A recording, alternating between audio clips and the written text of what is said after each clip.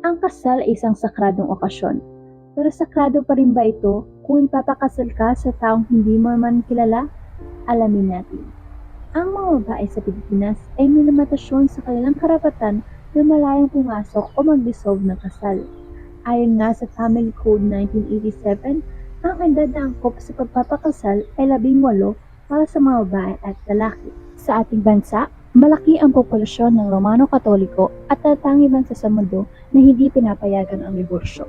Ang pagbawalang bisa ng kasal ay magagamit lamang kung ang ilang pamantayan ay natutunan, gaya nga lamang kung ito'y sa pilitang kasal. Sa mga Muslim at ibang etnikong kultural sa komunidad, pinapahinturutan na magpakasal na walang opisyal na lisensya sa kondisyon na sila ay may kasalunay na alinsunod sa kanilang mga kaugalian, ritual o gawain. Magandang araw sa iyo, Aliyah. Maaari ba naming malaman kung ilang taong gulang ka na? Ngayon ay 19 years old ako. Taga saan ka? Taga dito sa Manila.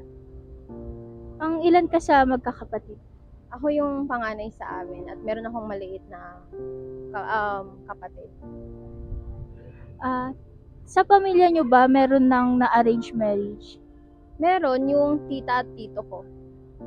Maging ngayon ba ay natutuloy pa rin ba ang mga arranged marriage o may nagaganap pa rin bang mga arranged marriage? Oo. Kasi sa Islam, sobrang evident nung arranged marriage. And mula noon, tapos hanggang ngayon, hindi pa rin siya natatanggal sa parang naging kultura na rin kasi ng mga Muslim yun. So parang sinabuhay na nila yun and naniniwala sila na maganda nga yung epekto nun para sa anak nila, which is hindi naman nila din alam na parang maraming ang masasamang epekto yun. And nangyayari siya mostly sa mga sa probinsya.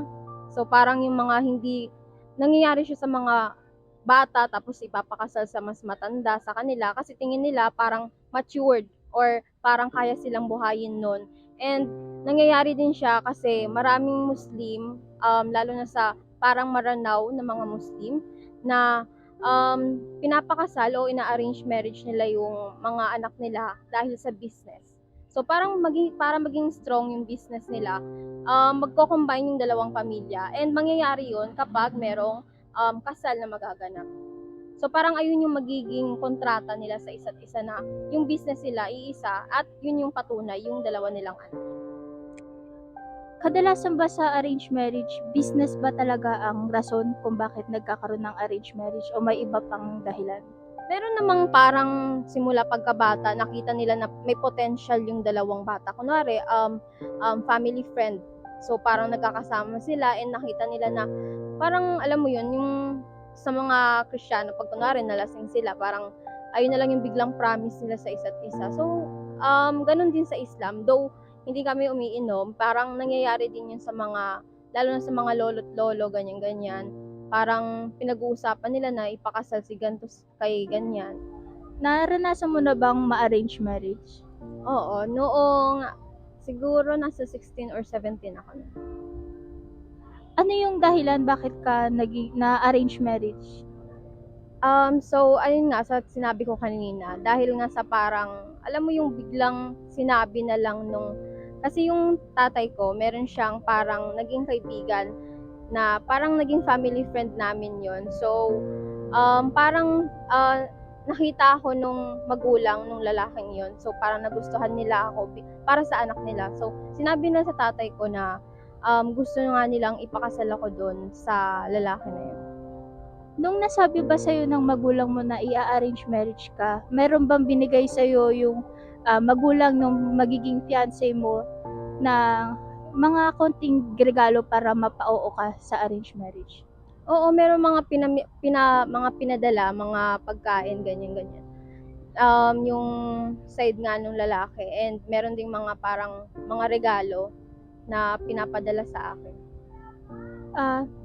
Maitanong ko lang din, nakilala mo na ba yung magiging fiancé mo nung nasabi sa'yo na i-arrange marriage ka sa kanya? Hindi, never ko siyang nakita or nakilala. So, hindi ko alam. Kahit anong tungkol sa kanya, hindi ko alam talaga. Ano ang naging reaksyon mo nang malaman mong ipinagkasundo ka ng magulang mo sa kasal? Tinanong ka ba nila bago ito gawin? Nung nalaman ko nga yun, syempre nagulat ako. Parang natural reaction naman yun ng mga tao na magulat. Kasi bigla ka na lang ipapakasal or i-arrange marriage sa isang taong hindi mo naman kilala. So, naturally magugulat ka, maguguluhan ka, parang mapapaisip ka kung bakit nila ginawa yun. And though merong silang hint na parang may gagawin nga silang arranged marriage. So, parang hindi naman nila ako directly na natanong na kung gusto ko ba yun. So, parang for me na lang, gumawa na lang ako ng late ko lang din kasi siya nalaman. So, ang ginawa ko na lang, sinabi ko sa kanila na ayoko nga ng ganun. Parang, kasi ako parang mas gusto ko yung tuparin yung pangarap ko ng mag-isa ako. Hindi ko, parang ayoko kasi ng tulong ng iba. Kasi parang nung na yun, sa arranged marriage na yun, parang isa sa kondisyon doon na sila yung magpapaaral sa akin hanggang sa college. So, ayoko nang parang magkakaroon ako ng utang na loob sa mga taong hindi ko naman kilala. Kaya mas pinili ko na, sinabi ko sa kanila na hindi ko kaya yung ganong setup, na gagawin ko ang lahat para mapag-aral ko yung sarili ko nang walang galing na tulong sa ibang tao. Batay sa iyong kultura, sino ang responsable sa paggastos sa inyong kasal? Sa kultura namin sa Islam, ang responsable sa lahat is yung lalaki. Kasi sila yung parang lahat gagastos, lahat gagawa para sa babae. And yun din, kasama din sa culture niya, yung parang ang babae laging sa bahay lang. And yung lalaki yung gagawa ng lahat. Yung pati nga yung mga pamimili ng mga kailangan sa bahay and yung mga gastusin, yung lalaki talaga. So, pati na rin sa kasal, so siya yung gagastos ng para sa kung saan yung venue, yung mga pagkain, yung mga gamit na gagamitin sa kasal. Natuloy ba ang iyong pagpapakasal sa hindi mo kilala? Hindi siya natuloy. Bakit? Kasi ayoko sa ganoong setup. Kasi tingin ko, pag ganon, parang pino-force ako na mahalin yung tao na hindi ko naman gusto or makisama ako sa taong never kong nakilala or a complete stranger nga para sa akin. Paano ka tumutol sa pagpapakasal sa hindi mo kilala? So ayun, medyo natagalan ako sa pag-iisip bago ako tumutol sa pagpapakasal na ngayon. Kasi inisip ko rin yung parang financial capabilities namin. So parang nag-overthink ako kung pag hindi ba ako tumuloy dito, ano yung mangyayari sa akin, sa pamilya ko. So, parang, ayun nga, napunta sa akin lahat ng responsibilidad. And, after nun, pinag-isipan ko ng mabuti yun. Kinausap ko yung magulang ko ng masinsinan nga na sabi ko, ayoko ng ganoon.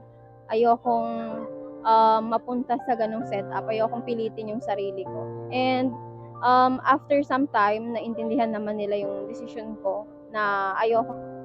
Sa pagkansela ng kasal, hindi ba nabago ang pagkakaibigan ng pamilya mo sa pamilya ng lalaki?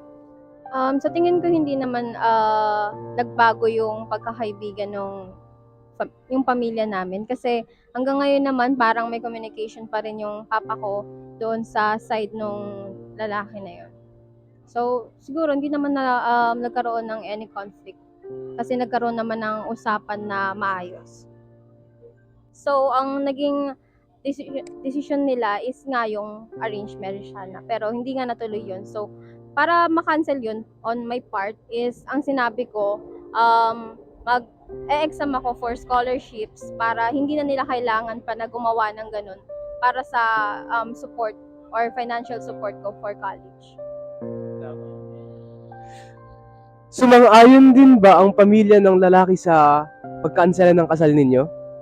Oo, kasi sa arranged marriage ng Islam, kailangan yung both parties is sang-ayon sa kasal na yon. So, bawal kaming i-force na parang ikasal na lang sa isa't isa nang merong hindi sumasang-ayon. So, kailangan dalawa kaming parehas na agree dun sa arranged marriage. Masasabi mo bang worth it yung hindi pagtuloy ng arranged marriage nyo?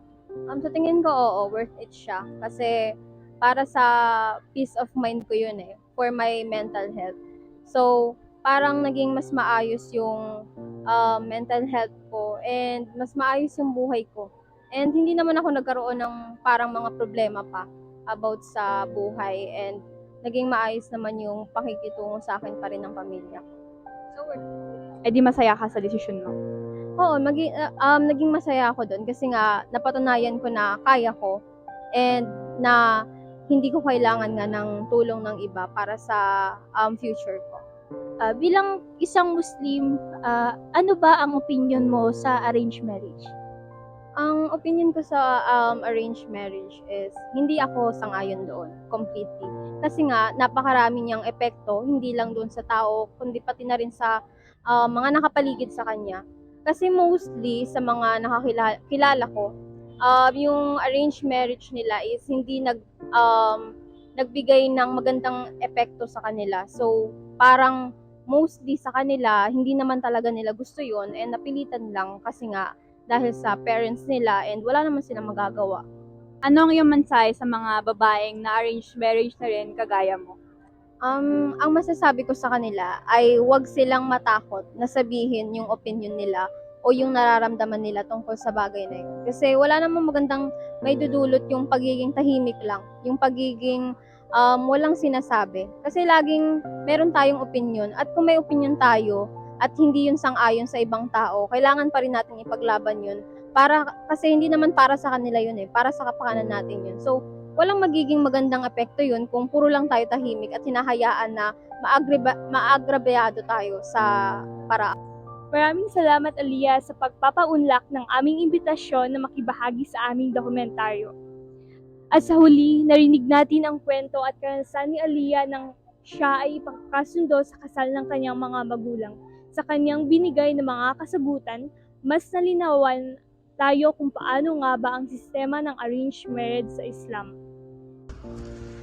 Ang dokumentaryong ito ay sumasalamin sa karanasan ni Aliyah nung ipinagkasundo siya sa taong hindi niya pa nakikilala noong siya ay 16 na taon pa lamang. Ang tradisyon na ito ang nagtanggal sa kanya ng karapatan na makapagdesisyon para sa sarili niya at makapagpahayag ng kanyang opinyon, maging ang kalayaan na pumili ng taong mapapangasawa. At kamuntikan na nga siyang makulong sa buhay na ayaw niya dahil lamang sa tradisyon na ito. Ngunit hindi ito natuloy sapagkat nagkaroon ng pagtutol si Aliyah.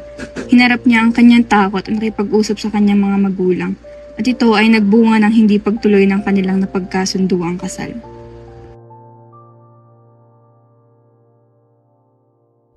Lahat tayo ay may sariling kultura, paniniwala at tradisyon. At iyan ang kinaganda ng mundo na meron tayo ngayon. Ang pagiging bukas sa pagkilala ng ibang kultura ng ating kapwa ay maaaring makapagbigay ng linaw sa kuryosidad na tumatakbo sa ating isipan. At iyan naranasan ng aming grupo sa dokumentaryong ito. Ngunit sa kabila ng magagandang tradisyon at kultura ng Islam, mayroon pa rin silang tradisyon na hindi sinasang-ayunan ng iba at ito nga ang arranged marriage o kasunduang kasal. Simula pa lamang ay maliwanag ng paksang ito ay higit pa sa tradisyon at kultura lamang sapagkat kalakip na rin dito ang pansariling karapatan na pumili ng taong gusto mong pakasalan. Base sa dokumentaryo at panayam na ibinigay ni Aliyah, nalaman din namin dito kung paano nga ba nangyayari ang sistema ng kasunduang kasal, partikular sa kaugalian ng ating mga kapatid na Muslim. Ika nga ni Aliyah, nagaganap pa rin ang kasunduang kasal hanggang ngayon, lalo na sa parte ng Mindanao, dahil isinabuhay na nila ang tradisyon na ito. Ngunit maaaring magresulta ng negatibo o positibo, pero depende na ito sa isang individual. Ayon din sa kanya, ang kanyang kaibigan ay dumaan din sa tinatawag na kasunduang kasal. At nung sila'y kinasal na, nahulog sila sa isa't isa at naging masayang pamilya. Pero para kay Aliyah, hindi siya sumang-ayon dito dahil mas gusto niyang tumayo sa sarili niyang mga paa sapagkat ayaw niyang magkaroon ng utang na loob sa iba. Tayo ay may sariling karapatan at kalayaan na mamili kung sino ang gusto nating maging kasama sa panghabang buhay at may karapatan na tumanggi sa sapilitang kasal. Gaya nga ng sabi ni Aliyah, walang magandang naidudulot ang pagiging tahimik lang. Dahil tayo ay may boses at kailangan lang natin maging matapang. Sapagkat ang kasal ay sakrado at hindi sapilitan, kundi ay para sa mga taong nagmamahalan.